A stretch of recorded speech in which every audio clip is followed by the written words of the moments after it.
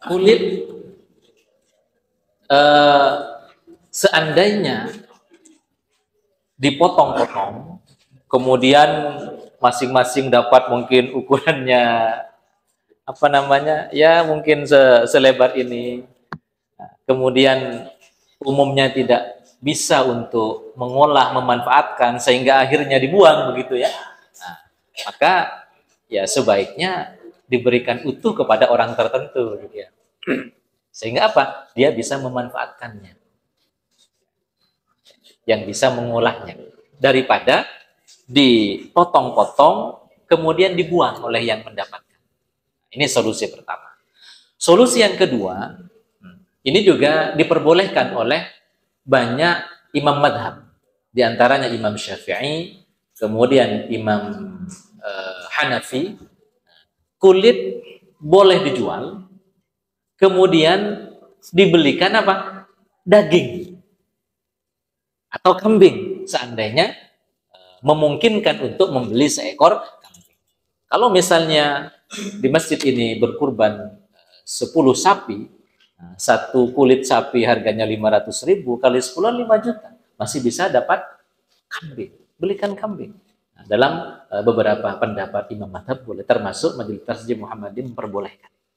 Nah, sehingga apa? Nilai manfaat dan kemaslahatannya ada. Dan itu tentu harus apa? Diberikan, ya, didistribusikan, disedekahkan kepada fakir miskin. Itu terkait dengan pemanfaatan kulit.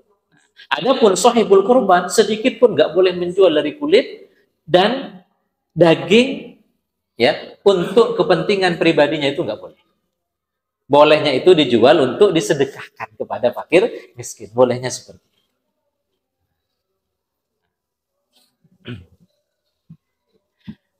Itu terkait kulitnya. Kemudian yang kedua tadi,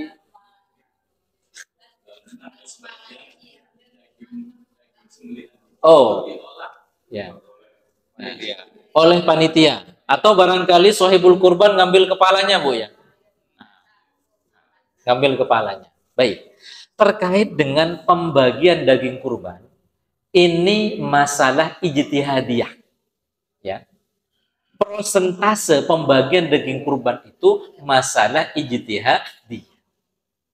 Yang masalah apa namanya, ittifaq ataupun mungkin mendekati ijma, ya, saya tidak mengatakan ijma karena masih ada beberapa ulama yang mengatakan tidak dipersyaratkan sedekah, kan gitu ya. Tetapi sebagian besar pendapat jumhur itu dipersyaratkan sedekah. Dan persyaratan sedekah ini juga tidak disepakati berapa takarannya.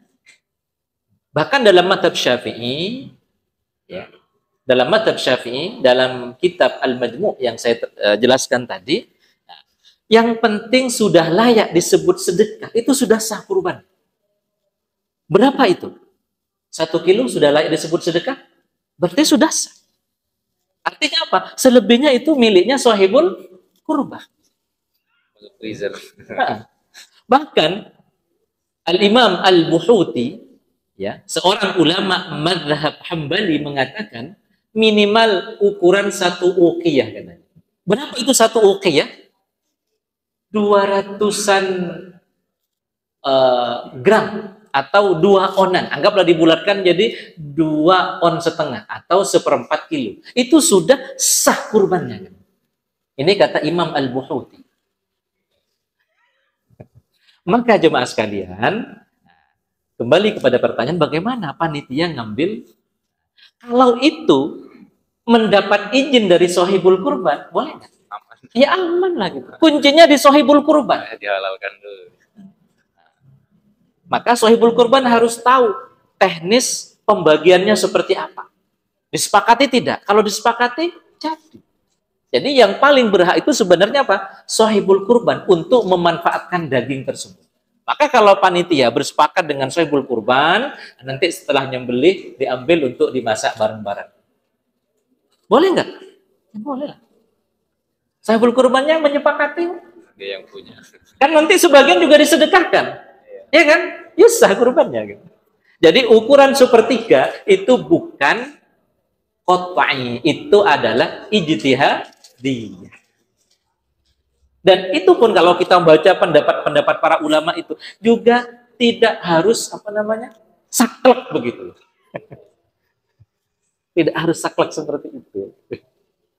Itu jamaah sekalian. Nah, lebih-lebih itu ada dimensi apa? Bersenang, senang makan dan minum. Dapat dimensinya. Ayyamu aklin wa syurbin, kan. Hari kita bersenang-senang dengan makan dan minum. Memang saya mendapatkan beberapa video, hati-hati dengan pembagian hewan kurban. Nanti bisa nggak sah kurban kita? Pertanyaannya, apa dalilnya yang digunakan?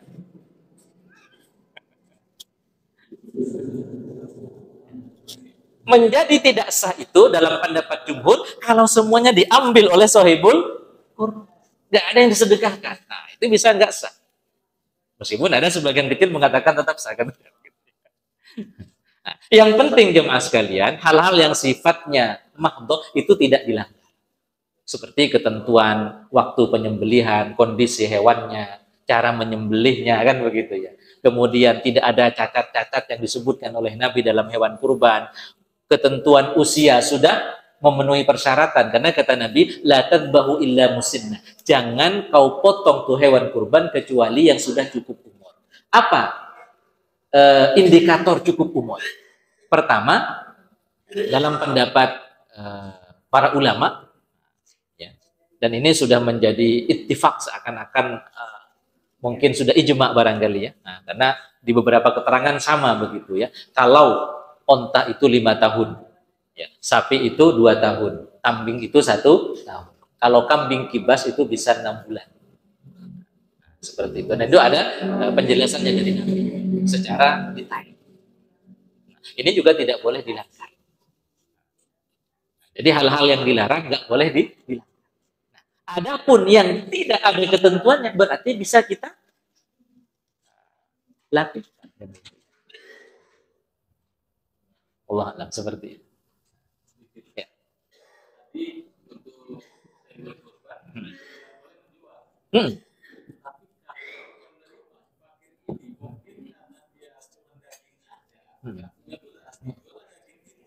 Boleh. Yang tidak boleh sahibul kurban. Kalau penerima terserah dia. Mau dikonsumsi, mau disimpan, mau diberikan, bahkan mau dijual, silakan. Sama dengan begini, boleh tidak fakir miskin yang mendapatkan zakat fitrah, kemudian zakat fitrahnya dia jual? Boleh. Padahal zakat fitrah itu kewajiban kurban sunnah muakkad.